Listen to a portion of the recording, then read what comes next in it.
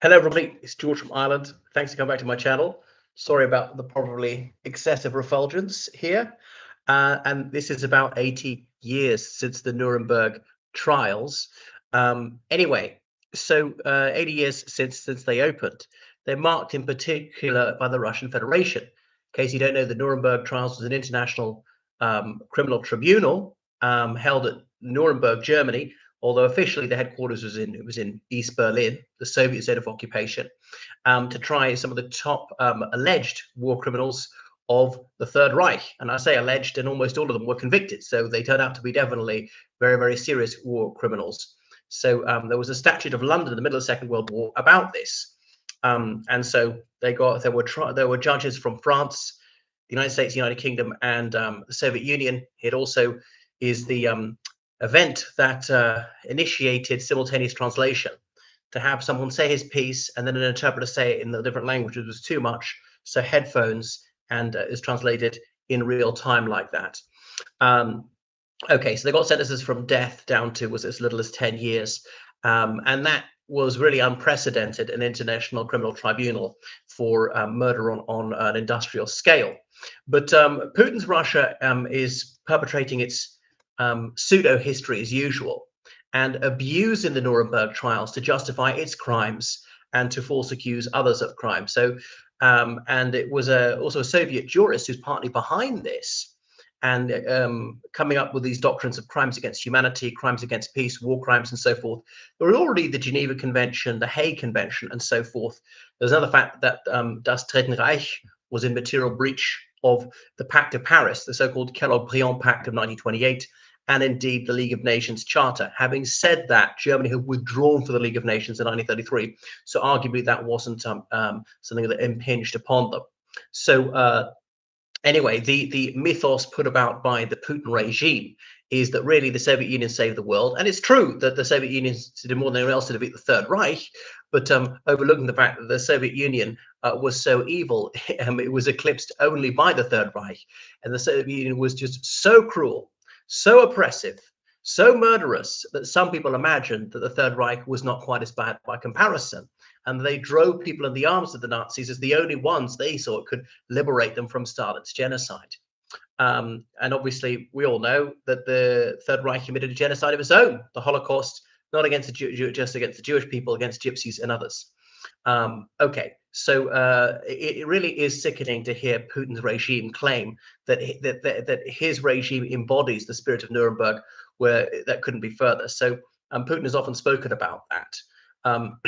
So in 2014, the Russian Criminal Code was amended to say rehabilitation of Nazism is a crime, and if you dispute any of the facts established by the Nuremberg International Military Tribunal, then that's a crime. So, I mean, I don't agree that people shouldn't be allowed to argue against that.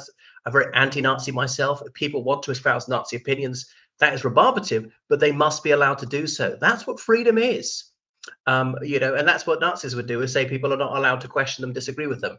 So this is preposterous. It must have real freedom, including for stupid and wicked people. Anyway, so they've abused this trial to try and say that their war against freedom in Ukraine is somehow an anti-Nazi campaign.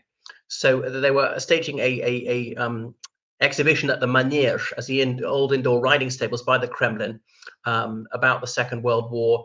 The Orthodox Church is on board, which has really just been co-opted by the state for a very long time. They got a full-scale replica of the main courtroom where the Nuremberg criminals were put on trial and things like that. The Soviet prosecutors found it difficult to ask questions without knowing the answers in advance, because, of course, show trials in the Soviet Union, people were tortured into just, you know, giving rehearsed lines when they were on the stand. Goodness. So anyway, so that's why the Putin regime has put out this document to say that what they're doing is really fighting for humanity, talking about the Holocaust is right that they do, overlooking their own enormous war crimes which are going on today in Ukraine, the Bucha massacre and other things, and large-scale rape, the torture of prisoners of war and so forth. And we know this from the testimony of people who come back, and you might say, oh, the Ukrainian prisoners of war released were lying, but you can see things like having tattoos put on them, having been burnt with the words "Glory to Russia" burnt into their skin. So you don't get stronger proof than that, as well as medical evidence from their medical examinations when they were freed and so forth. Okay, so that anyway, one of Putin's own pet so-called historians, Yevgeny Spitsin, has produced a document, Crimes Against Humanity, Historical Retrospective and Contemporary Legal Practice. Now, this is quite sickening coming from a Holocaust denier, as someone who denies the many atrocities perpetrated by the Soviet Union, including the mass murder of Polish prisoners of war, Katyn, something Putin himself apologized for. And remember, the Polish prime minister was killed coming back from Smolensk in 2010, just after Russia apologized to Poland for that. And increasingly, the Putin regime has been denying that these crimes were committed by the Soviet Union, something which Putin himself said was the case. Okay, so there's a Katyn museum now claiming, no, this is perpetrated by Germany, not the Soviet Union. It was perpetrated by the Soviet Union, and the Soviet government even admitted it in 1989. Okay, and so anyone who wants democracy in Ukraine is a neo-Nazi. I mean, Ukraine voted for independence in 1991, an 85% vote on an 85% turnout. Even if you take all the non-voters, other than no voters, that's still 70% of people voted for independence. Should Ukraine be independent? Yes or no? I mean, I wouldn't have a strong view on that, but as a high majority of them want to be independent, and has been internationally recognized, they definitely have the absolute right to independence. No question about that. Okay. And so we go on. So it was the United Kingdom, first of all, said they ought to document crimes. The United States came along with this, and eventually the Soviet Union joined in. So investigating all these crimes. I mean, Churchill said, let's have summary execution by fire if you've got a Nazi war criminals. And I think it was right to have a trial to show Germany what a fair trial was, to document it exhaustively and things like that. All right.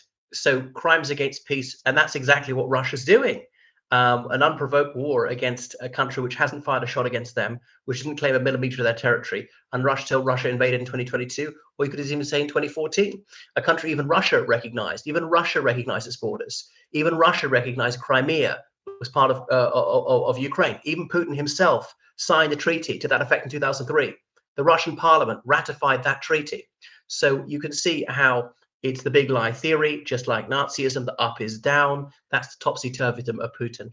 One thing that the Russian government did is to overlook the genocide against Jews, just count them as Soviets. And they often were Soviet Jews. There were some Jews who weren't Soviets, but Jews singled out for annihilation because of their ethnicity and or faith, and so forth. Or what the Putin government now is saying, that the SS wasn't dubbed a criminal organization. It was designated a criminal organization at Nuremberg, and so on.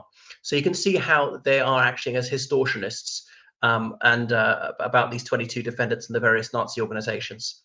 So it's revolting that they should be doing this.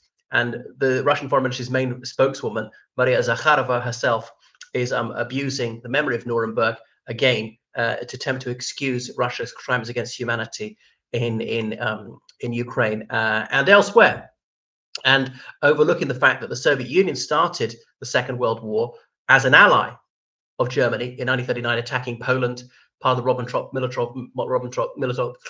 Molotov-Ribbentrop Pact, and the Soviet Union invaded more countries than Germany did initially, invaded Finland, Latvia, Lithuania, Estonia, and indeed Romania, taking Moldova and so forth.